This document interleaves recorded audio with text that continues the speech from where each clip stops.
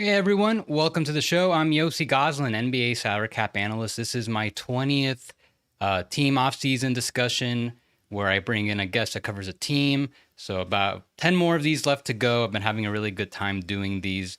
Make sure you check out all the previous ones on YouTube under my name, Yossi Goslin. You can listen to the audio on Spotify, Apple Podcasts as well. You can follow me on Twitter and Blue Sky. Also at my name, you get a lot of good salary cap analysis as transactions happen. Now we're getting to that time of year where I definitely recommend you follow me and even turn on notifications. So, it'll be a lot of good stuff over the next few months. And make sure you're subscribed to Third Apron. I've got a couple things going on with the newsletter. I started a little flash sale. We just got to 500 subs. So to celebrate, I'm doing 20% off. And also, if you've been listening to the previous episodes, you know that I'm going to be instructing at Sports Business Classroom in Vegas this summer. And I am going to be, and I have a promo going on for those who want to sign up. Whoever does with the code gets a free lifetime subscription. So check out the description, the link, all the details is in there.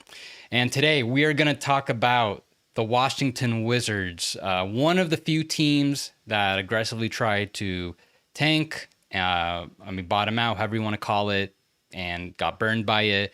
And joining me to discuss, I got Greg Finberg on. He is a writer for BulletsForever, and he has his own podcast, the Wizards Podcast. Greg, how are you doing, and how are you feeling about the Wizards heading into year 3 of the rebuild? Well, first, Yossi, thank you so much for having me on. I'm a big fan of all you do with the front office stuff. As someone that understands the aprons and stuff, uh, but not to the fullest extent, all your stuff has been really helpful. So I appreciate having me on. As it goes for the Wizards, you kind of explained it very well in your introduction, like a team that went head on and we're gonna tank, and hopefully we get lucky. Update: they did not get lucky. The lottery did not go well for them. But there's definitely ways to move forward. They're a young team. They have a lot of really good young pieces. They have 3 first-round picks from last year's draft. Alex Sarr just made all rookie first team. Bob Carrington just made all rookie second team. And you could have made a case for Keyshawn George if he didn't get hurt at the end of the season to be on all rookie second team as well. They also have Bilal Coulibaly and Tristan Vukcevic, who they drafted the year before. In addition to guys like Colby Jones and AJ Johnson, they acquired via trade. They have a bunch of young pieces. They also have veterans that they can maybe do some things with at the deadline. They have a stockpile of second-round picks from the Bradley Beal trade. They have future first-round picks from the different trades they made with Jared Butler to the Sixers. There's a lot there to work with, but they don't have a star, and they were hoping that this draft they could find one in Harper or Flag. It's not going to work like that unless they trade up, and we'll talk about that later in the show. But they are star away. They're in a good spot right now, but they definitely need that guy to lead the way, and I'm not sure how they're going to get there, but they have to at some point if they want to contend. So it's easy to forget where the Wizards were a couple of years ago between that like 2018, 2019 time until a couple of years ago where, they never really try to bottom out. They never try to get, yeah, they were getting draft picks, like high ones, but it's different when you're like accidentally getting into those positions to grab a player versus focusing on trying to get high selections and really lasering in on developing those guys because they were also trying to be good. And they've been one of the teams that really got burned by the middle build, and this was just a long time coming. So whatever they're doing right now, it's, as you mentioned, yeah, there is no star. It's really hard to see where exactly things are going to turn without that cornerstone. But I think for the most part, this is exactly what they should have been doing and what they are supposed to be doing these past 2 years. And when you look at where they came from, they had a pretty bad hand to start with, especially with that Bradley Beal contract. And at the time when the trade happened, didn't seem like they got that much back, mostly just future savings.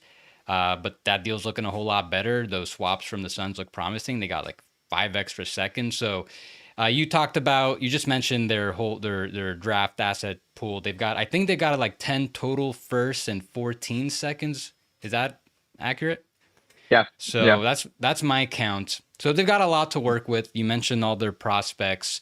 4 that they drafted. They got another one in the Kuzma trade and AJ Johnson. So yeah, there is no franchise player yet, and to be decided. See what happens in this draft, but generally speaking, this is, like I said, this is what they've been supposed to be doing. And I think they've been correct to be aggressive and trying to get more bites at the apple, trying to get more players to bring in and see what and just develop them. So I, the thing I'm wondering is, like, it's hard to tell like exactly when they might start to be ready to compete. I don't think it's at least for like the next 2 years, and that's probably just like, and it might be longer than that. So I mean, what do you envision as far as like how much longer they might continue this? It's a fair question. You're considering. I would consider the first year of their rebuild as year zero because it was more of the deconstructing phase where they had Beal and they had Porzingis and they knew they both didn't want to be there. So you have Will Dawkins, the new GM, comes in and says, "I have to trade these guys." And so the whole season was kind of like in the offseason, they're going to dump Brad, they dump KP. Throughout the season, they're trading guys like Gallinari and Mike Muscala in trade for Marvin Bagley, who eventually they dumped off in the Marcus Smart trade to pick up pick 18 in this draft. So they've made some moves like that, but that was more the deconstructing year zero of the rebuild, as I call it. Then you get to this past year as year one of like, okay, this team's going to be really bad. And they were bad the year before. They were actually better this year than they were last year. But this was more of this is the youngest team or one of the youngest in the league. Their starting lineup some nights was around 20.2 years old, like the youngest ever in Wizards history. This was a true definition of like a Sixers process rebuild, only playing young guys, some vets, but really just focusing on that. And then you get to this year that we're going to see in 25, 26. This is the last year I think that you'll see a full tank. The Wizards have a top eight protected pick from that they would send to the New York Knicks should it not convey. It's from the Russell Westbrook John Wall trade. Again, one of the most short-sighted trades you'll see, where the Wizards basically said, "Here's my old washed-up point guard. Give me your old washed-up point guard. He's a little bit better, and maybe he'll lead us to the playoffs." They got the 8th seed. They got knocked out in 5 games by Philly, but they ended up sending a protected first-round pick to Houston. And there was so many layers to that pick, and it still isn't conveyed. So in 25, 26, it's top eight protected. Let's say the Wizards are top eight. They keep their pick, and they eventually send a 26 and 27 second, if I believe, to New York. And so that pick would be done, and the Wizards then control their destiny for their first round picks for the foreseeable future if they want to trade them. But they don't have to actually tank. Next year is the only year that like tanking still matters in terms of getting that pick. It's a good draft class, so I would consider tanking to be probably the best case scenario, especially because they're not going to be good. They're probably going to have the worst, if not the worst, or one of the worst rosters in the league. So again, I think it makes sense for them to tank again next year. But after that, you got to go. You don't have to necessarily make the conference final, but you got to make the playoffs. You got to start taking steps because you can't just continue to hope you'll get lucky in the lottery. You need to continue to build. So next year, I understand losing is better for the team, but after that, they got to kind of pick it up and start to try to make the playoffs. I think you're right in the sense that whatever they did this year, any steps they took to position themselves for a high selection, yeah, they probably do some of that this year. And then after that, it's going to be tough because usually a lot of teams, and especially like, of lower to mid market type teams, whenever they enter a full scale rebuild, they typically don't want to go like more than 3 years out of the lottery, out of the playoff. The Wizards have already been out of it for 4 years. And then like if you want to include some of the years right before that, it's kind of like a bigger, they've been out of the playoffs like quite a bit. So if you're talking about one more year, then yeah, at some point, the ownership, front office, what have you, might decide, listen, we got to start to pick it up. We've got enough guys. We believe in like a number of them to be part of the starters, next great team, and just start developing them. Kind of like with Houston a couple years ago when they had a lot of high selections. So 2 years ago, and then they went out and got Fred VanVleet and Dylan Brooks, and it seemed like, whoa, this team, I don't know, are they really a Fred VanVleet or Dylan Brooks away from making the playoffs in the West? It didn't feel like they were quite there. And at least in the East, you have a better chance of doing that type of thing. If they, not saying that they have to do that type of thing where like bring in some veterans that could really bolster them, but at that point, yeah, they're gonna have to really start to compete. So just looking at how long they've been out of the playoffs, that the timeline you gave makes a lot of sense. And I guess we'll just kind of see though what can end up happening on draft night. I think that's the most interesting thing because when you look at if they stay at 6, they're probably taking a guard. I mean, it seems like guards are mostly dominating that range, and they've as far as what they can do to trade up, I get the feeling they're going to try to be aggressive to try to move up a little bit. They've got the 18th pick to work with. They've got a couple future picks, nothing super valuable. Like they have that the one that they just got from Philly, that 26th pick. That's going to be the lesser of OKC, Houston, Clippers. All those teams are going to be pretty good. And if OKC is going to be the best team again, then you're looking at like 29th, 30th pick.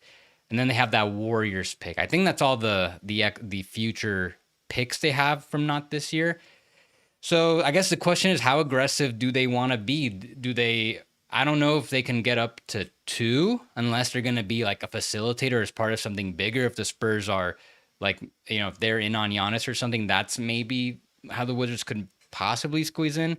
I'm looking more so at 3. And maybe there could be some type of bidding war among other teams in the Washington's range, like Utah, New Orleans, those teams. Maybe there is going to be something. So, I mean, do you have any? Have you thought about like what that type of trade could look like? Yeah, you mentioned the future assets they have as well. Like the Philly pick, it's like the worst of like 4 different teams. It's very complicated.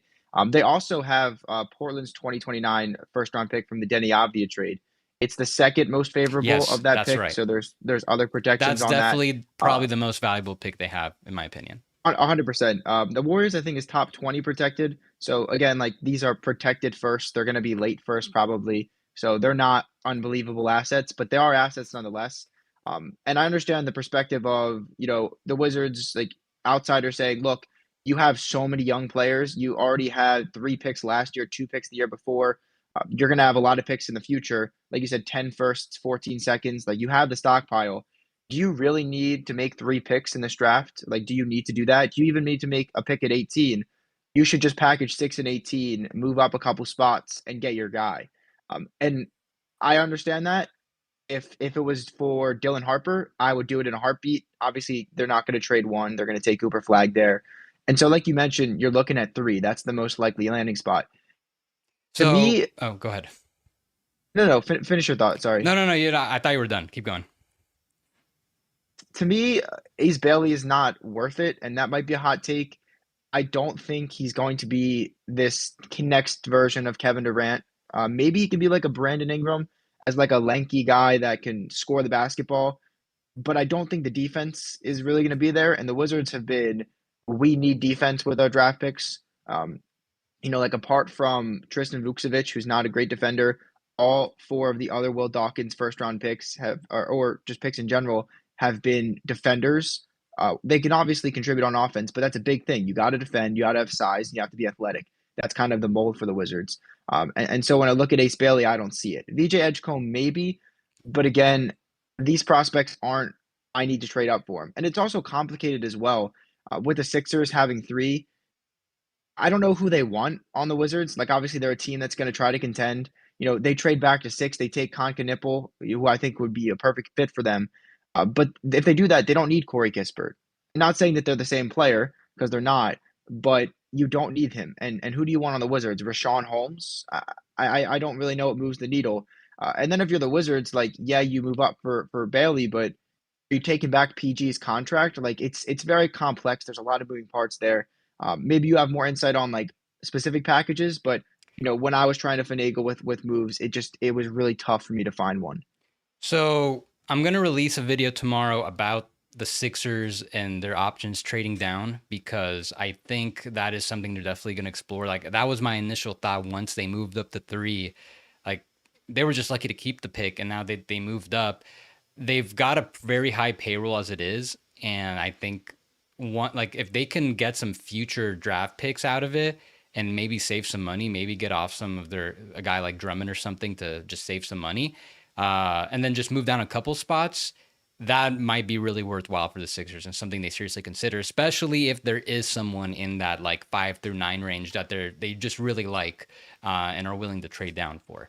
So As far as the Paul George contract, I just don't think they're going to be able to move it. I don't think there's really any framework with any of these teams that they'd be negotiating with where it makes sense for that team to take him on. Like if I've seen like Lowry Markkinen and 5 thrown out for 3 in Paul George, and yeah, the Sixers would take that in a heartbeat. It makes no sense for the Jazz, and they're probably going to require a lot more from the Sixers. They'll probably want them to send that like future draft picks for they probably demand future picks from the Sixers. And then if you're the Sixers, like, well, do you really want to give up more future value when you don't even know, you're not even sure like how long Embiid's going to play for and at what level?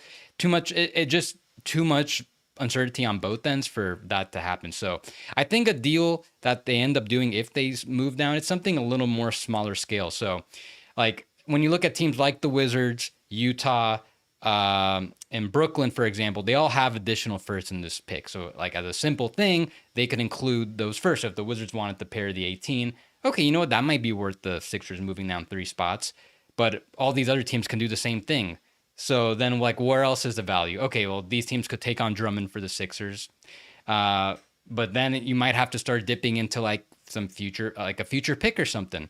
And that's where I think like if there is a bidding war, that's where it gets really good for the Sixers. So that's where I'm wondering like how aggressive a team like the Wizards would be willing to go. Like, would they be willing to trade that 29 first to move up 3 spots, maybe even in addition to their 18? That feels like a lot, and that might be like, especially if there is a bidding war, that might be like the line where maybe the Wizards don't want to go quite there. Now, you make a good point. Like I mentioned, Ace Bailey, very polarizing prospect, it seems. Again, a lot of people were really high on him, a lot of people not so much. Um, it just, I think, comes down to, do the Wizards view him as like that guy? Do they really want to give up extra draft capital? Because I understand the merit, right? Like, you have so many first round picks, you're not going to really need all of them. And if you keep them, in an ideal world, you're contending in 26, 27, you can use the Portland pick, the Golden State first round pick, to acquire veterans and to build your roster that way. Because the Wizards historically haven't attracted the big name free agents. So a lot of it's going to have to be done through trade. But again, if the Wizards package 6 and say, here's the 2029 Portland first, I'm going to move up 3 spots. And then Philly, therefore, picks up another asset that they can use at the deadline. Honestly, Ace Bailey to the Sixers, like, I don't know how that fit works. Like, Ace Bailey's kind of a 3-4 years down the line, maybe he's going to be really good. Versus a guy like Khan from Duke, I think is one of the most NBA ready players in this draft.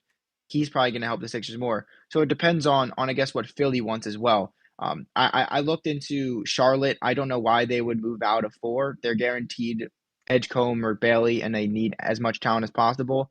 Um, what I will say is the trade back is probably picking up more steam for the Wizards.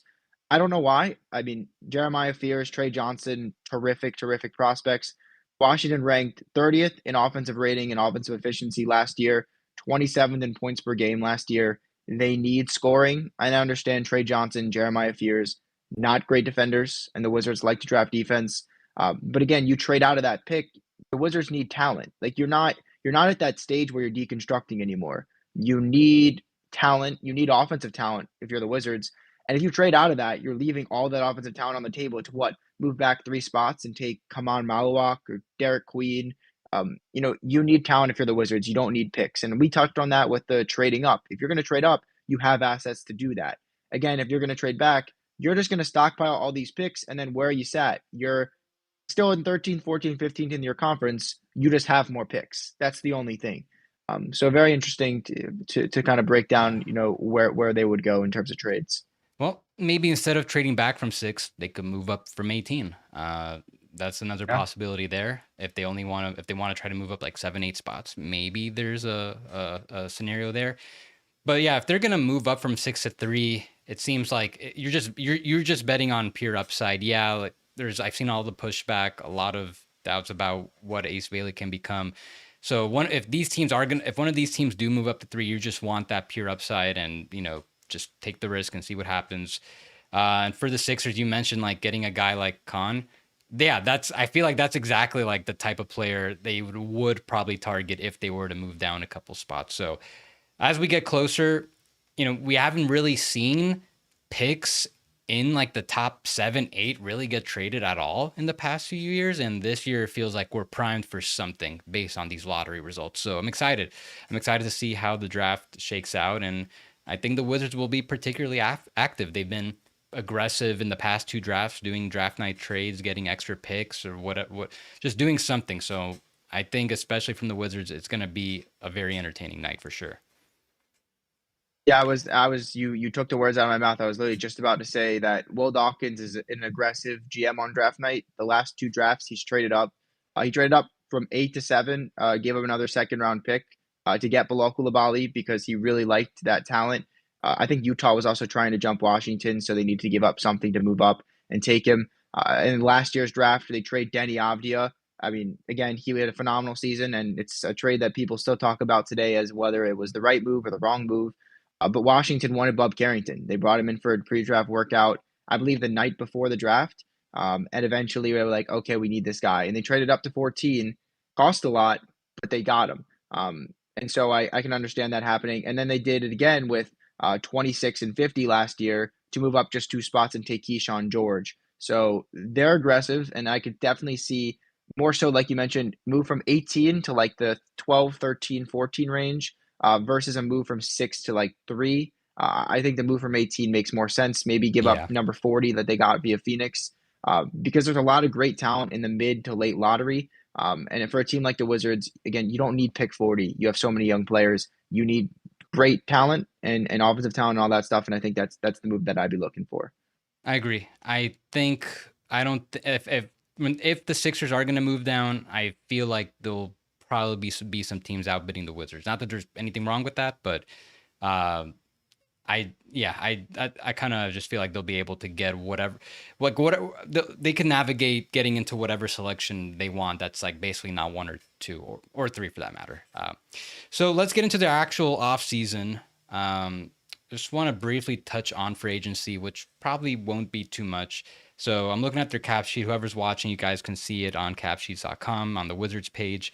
So they've got 16 players right now, and they were going to be a cap space team until they traded for Marcus Smart, took on his money for this year, and now they're going to be over the cap, which is fine. They've got about like 18, 19 million in space below the tax. That's going to be their hard cap. They're not going to want to go finish the season over the tax. They could save some more money. They've got Rashawn Holmes non-guaranteed deal. They could waive him. But either way, they're going to be over the tax. They've got a couple trade exceptions, like the Valanciunas one worth 10 million. They've got the mid-level exception. So last year, they used a portion of their mid-level to sign Saddiq Bey, who was injured. He didn't play at all this year. They got him on a pretty sweet deal. If he comes back and is pretty close to form, that's an absolute steal. So I think for the most part, they're probably going to reserve the majority of their mid-level for just, as a trade exception for trade opportunities, take on some more bad money with more picks or prospects that they like attached. But I wonder if you've had any like second draft guys in mind that could, that were like kind of like in the Saddiq Bey situation, not necessarily injured, but maybe a guy that might not get he's supposed to be a restricted guy, but then maybe won't get his qualifying offer. Like, do you have anyone in mind that you feel like the Wizards should potentially target in that same vein? It's tough to really dive into like that because last offseason I was as surprised as anybody with the Valanciunas signing. I mean, a guy that's in his 30s and not the most spry center at all, and you had just drafted a center in Alex Sarr, so I understood the mentorship aspect of it, and a steal of a contract by the way as well. I mean, 3 years, $30 million for a guy in Valanciunas that is not an all-star, but he's a solid player, and then eventually you trade him for 2 second-round picks at the deadline. You basically just like steal 2 seconds from Sacramento. That's kind of what I envision. Again, Saddiq Bey with part of that mid-level, he's making like 6.3 a year or something. It's an unbelievable contract. But those were kind of out of left field. And again, maybe the Wizards are looking to target guys that, I mean, nobody really wanted Saddiq Bey. They knew that he would be out the entire year. No contender was like, hey, I have this cap space, especially with the Abrons now. They weren't like, oh, here, I have this part of my mid-level exception. I'm going to give it to a guy that's not going to play the entire season. But the Wizards were one of the only teams that could do something like that, like taking someone that nobody wants and eventually he's on a steal of a contract. Um, so I don't have specific guys in mind, but more so the Wizards haven't shown that they want to like recycle people's draft picks. Again, like I've seen Jonathan Kuminga to the Wizards in sign and trades and free agency and all of these combinations. That's a pick that didn't really work out for Golden State in, whoever's fault that is, whether it's Steve Kerr or Kuminga or whatever. But the Wizards haven't shown that they want to recycle those picks. They want to make their own. AJ Johnson being the exception, obviously, because he was just drafted. But again, I could see the Wizards going for veterans that they think they can flip at the deadline. I don't know anybody specific at the moment, but someone that they can get on a cheap contract and eventually pick up more seconds. That's kind of been their MO. So yeah, that's a great point. I just completely glossed over that with the Jonas Valanciunas signing. They went over the market. They decided they said, like, who's a veteran that is going to be of a scarce position and that we can potentially get something for later. And they correctly, identified Jonas Valanciunas as that player. They got 2 second-round picks from later. So maybe it's like a wing or a big man again. Like if it's a big man, maybe they want to try to make a mid-level-ish type offer to a guy like Steven Adams or Brook Lopez. I don't know. I'm just putting names out there. Is Maybe is on the uh younger is side. is is Nurkic unrestricted? Nurkic is under contract, so they could trade for him. They can take him off the Hornets' hand. So yeah, like if there is a player that they know they can get and they have they have a good idea what the market will be for him by the trade deadline, yeah, they could definitely go through that route again. As far as like the young players, I don't think they'll really have like a Sadiq Bey type situation again. If you look at the top restricted guys, I'm looking at the list. You got Kuminga, as you mentioned, Giddey, Cam Thomas, Aldama, Quentin Grimes. I think all those guys are going to be restricted. I don't think the Wizards really going to have any opportunity to try to get those guys if they wanted to. So then if you look at some of the guys who might not get their qualifying offers. I should also mention probably Davion Mitchell and Day'Ron Sharpe probably get their qualifying offers. So, if you're the Wizards, do you want to go after a guy like Zaire Williams or Trey Mann or Isaiah Jackson? I guess Zaire kind of has like the most upside relative to a Sadiq Bey type.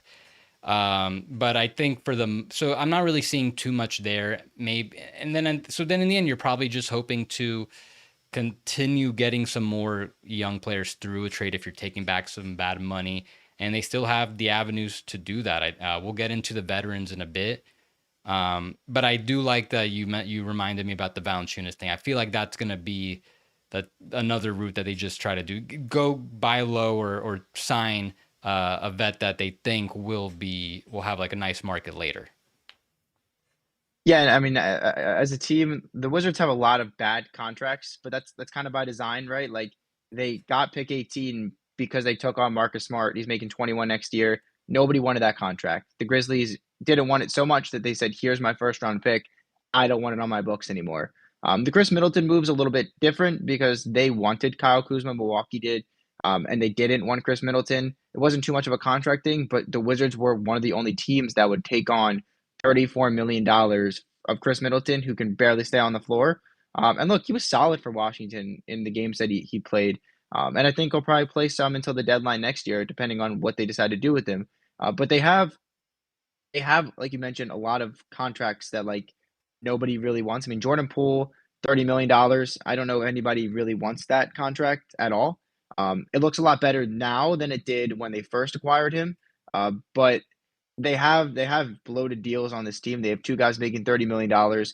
But again, working along the margins, if they can find another deal like that with Valanciunas, again, LA wanted Valanciunas. The Lakers were like the top contender for him at free agency last year, and Washington swooped in and said, "We'll give you more money." And then at the deadline, it was the Lakers and the Kings ended up paying more money for Valanciunas. So it's kind of like you're looking at how can I get as much value out of this guy, not necessarily who can I sign that's going to be the best for me long term. I think that's kind of what you're looking at. And so you started with Jordan Poole, which I think is a good place to start. Went from arguably the most toxic contract in the league last year to not being that anymore. Played a lot better. Now the deal, obviously, by aging looks a lot better. Only 2 years left at slightly above 30 mil a year. But I'm still not sure what the appetite is for him at that number and who the teams are. And if they are going to trade him, they're probably likely taking back like a contract just as like equally big, and might be even like a less productive player. So I'll just say this because the Wizards, for the most part, have held firm to their prices. When you look at what they've done the past few years, like they didn't really get anything for Porzingis. They got Tyus Jones as a centerpiece, and I think like 1 second round pick. And the expectation was they would flip Tyus Jones later, and they didn't. He hit free agency and he just left as an unrestricted free agent. And now the same thing kind of happened with Malcolm Brogdon, where they got him as part of the Avdia trade. But this number was just like a little too high for even like on an expiring deal for a contender to take on, and he didn't get bought out. And unless they get something in a sign and trade, looks like they're not really going to get anything for him either. So on one hand, I think the Wizards, like maybe they could have had more picks. I don't know, but I think for the most part they've done well, just holding on to their prices and sticking to that, even if it means letting some of these guys go. So it wouldn't be shocking if all the guys we mentioned, particularly the older ones like Poole, if they just kind of ride it out with them, if they don't really get any sufficient offer for them in the future. It's a great point. I'm glad you made that point. The Tyus Jones is probably like Wizards fans are very happy consensus with this front office and everything they've done. But there's two things that they really haven't liked. It's not trading Tyus Jones because there were reported offers on the table for multiple seconds. Washington wanted a first, and they held out. And that could be good sometimes because you're sitting there saying, "Look, I'm not gonna just give it to you because that's all I can do. Like I'm gonna stay firm on my price, and it maybe helps with future negotiations." But again, you have that with Tyus Jones, Malcolm Brogdon, Landry Shamet. These are all veterans that they could have extracted some value from, and they got nothing for them. They're all just walking in free agency. You have a guy like Rashawn Holmes that you didn't trade. You mentioned last year. It's the same exact thing. Like I think last year was like 500,000 guaranteed. They ended up not guaranteeing it and then signing him to the same exact deal just with another year. Now it's $250,000 guaranteed, and we'll see what they do there. But again, the other move is the Kyle Kuzma trade that they didn't make when Dallas wanted him at the deadline 2 years ago. Kuzma was basically like, I don't want to go there. And the Wizards were like, okay, we won't trade you. They could have gotten a first round pick from Dallas. They ended up making the Middleton trade and they get AJ Johnson, but no first round pick. And so while that can be good, sticking to your guns and stuff, it could also come back to bite you. And I think that Wizards fans have that as the one blemish on what otherwise has been a great run for the front office so far. So yeah, I've seen that criticism, especially in the first year when they took over. No first for Beal, no first for Porzingis. So they didn't. I don't think they got their first until the Gaffer trade. So I understand that criticism. So, but I don't. I think ultimately it's not really. I don't want to invalidate it, but I think in the long run, it didn't really hurt them because we talk about the Tyus Jones trade again, non-trade, where okay, maybe they could have gotten multiple seconds for him and they didn't. One, you could also hold out for a sign and trade later, but you're taking a risk there. You don't know if that's going to happen. But now, we look at the smart trade. It's possible that maybe because they've held their prices from like the Tyus Jones situation, maybe that helped them in negotiations with the smart trade. And, maybe they wouldn't have been able to extract the first if teams saw that they're willing to take on bad money for seconds or whatever it is. So I think in the long run, like we don't know, we don't know we obviously don't know how the negotiations are going on, but the volume of picks that they've gotten has increased over time, getting 2 for Denny, getting 1 for taking on Smart.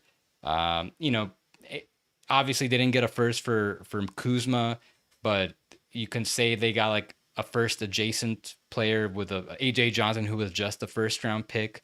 So I think value wise, they're doing a pretty good job. And I guess it's just a matter of, converting some of those picks into that next potential all-star. Because once they get that all Yeah, star, and that nothing else really matters.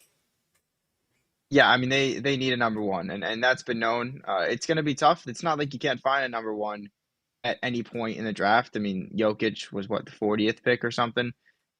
They You can find talent really anywhere if you know what you're doing. It would have been easier if you could just say, "Hey, I'm taking Harper or Flag, and I'm probably gonna have a star." But again, it's not the end of the world. Like you want it to be top two, obviously, but you have six, you have 18. You can parlay that into whatever pick you want, or make both picks. But there's still talent here, and they need that guy. They're a guy away. I mean, if you look at the people still in the playoffs right now, I mean, the Pacers have Halliburton, Knicks have Brunson, and then you got SGA and Ant. Like those are all number one guys. Other than that, no team that didn't have that clear cut number one, they're not going to be in that conference final. And it's not just them making it, but you need someone to lead you. I mean, the Pistons had Cade, and I see a lot of people mentioning that the Wizards could be like the Pistons, because they got number five after back-to-back years after they were the worst team in the league, but they also got one. Like they got the number one guy. So you can pick five multiple years, but you already got the number one pick. Same with the Magic, they got the number one pick. So it's going to be a tougher road for the Wizards and those teams, but just got to draft well. Yeah. And I think they've been drafting pretty reasonably well given the where they are what they when they make these selections. Uh I think you very quickly touched on Kispert. He could be another guy that maybe the Wizards look to trade up for trading up purposes. I don't know. Like back to the Sixers thing, I don't know how much interest they'd have in him. But that could be somewhere, especially if they do get Khan at 6. Maybe that makes some sense for the Wizards. Smart, I wouldn't be surprised if it just kind of ends up going the same path as Tyus Jones and what Brogdon is now, because I don't think there's going to be a market for him at the moment. I think he needs to like play pretty well to see if maybe by the trade deadline there's going to be some teams interested, and maybe I guess at most you get like some seconds. But yeah, I mean, wouldn't be surprised. I doubt. And now I think to the Wizards' benefit, they haven't bought out anybody. Like they could have bought out.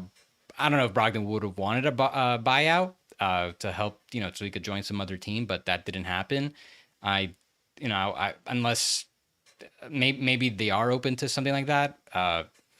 But hopefully that, with Smart, they can actually trade him for some seconds. But it seems like if, I think buying out a player can also maybe sometimes kind of play to at that disadvantage we're talking about, where if you're taking like just a couple seconds for a certain guy that might hurt your negotiation later, maybe I'm just a theory. Maybe it's best for a team like the Wizards not to buy out a veteran that like would easily be coveted in the buyout market.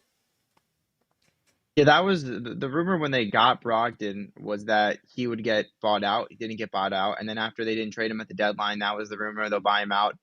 They don't do that. I don't know if it's just this current front office, but like they're not fans of that. I think you touched on the head. Like you need to have some leverage, and it's not always gonna, you know, help you in that moment. Like you could have maybe gotten a second or two out of all of these deals, but they held firm. And like you said, like maybe they don't get the first round picks that they had gotten at some of these moves, because teams are like, okay, they have their price and they're not budging. And that's a good thing. You want to be a team that people are like, okay, when we're negotiating with them, it's going to be really tough to get them down to where we want them to be at. And if the Wizards, are willing to pay a couple second round picks that they could have had, to do that, then I think that's a worthwhile move for them. And I think you hit that on the head right there. Yep. And but look, generally speaking, I think the Wizards are doing all the right things. I know, like as far as like the players they've gotten, yeah, it's hard to see who's going to be that A1 guy. Could take a little bit longer, but I think they just got to, trust the process. And I think they're going to be in a pretty good spot in the coming years. But I think we touched on just about everything. Very excited to see what happens on draft night. Greg, thanks for joining me. Do you have anything coming up we should be on the lookout for? Yeah, well, first, thanks, Yossi, for having me on. This is a blast. Always enjoy, watching your stuff and following you on Twitter. So make sure you guys are following him first and foremost. Before I plug myself, I got a couple of pods coming out this week. It's the Wizards podcast. Pretty generic name, but it's what you're gonna get. It's just 30 to 40 minutes, once, twice a week, about the Wizards. Putting out an episode this week about the draft. Wizards have 6, 8, 40. There's a lot of discussions on what they should do, and Yossi and I touched on some of that as well. So be on the lookout for those episodes, and then Bullets Forever as well. It's the best site to get Wizards coverage. So make sure you're reading up on all the stuff with the Wiz there. So make sure you guys subscribe to the Wizards podcast and follow him on Twitter at Greg Finberg. Really great Wizards content.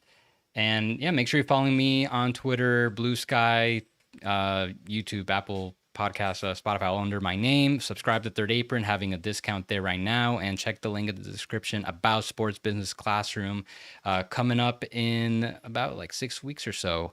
A lot of good NBA people and the media people are going to be there. And I'll probably, so I have a video coming out tomorrow, and I'll probably have another stream in